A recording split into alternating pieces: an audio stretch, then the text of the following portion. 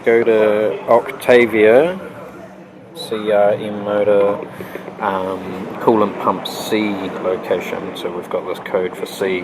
I've just unplugged it to locate it. These other ones, the charge air coolant pump control circuit is the one in front. Okay. Pump C is the one behind the motor. Okay, so that there is the coolant pump C, and then the other one I heard here, cylinder head coolant valve circuit. That's this one here that goes down and plugs into the actual water pump itself. Okay, so if you're looking for coolant pump C in your Skoda Octavia, it is the one behind the motor underneath.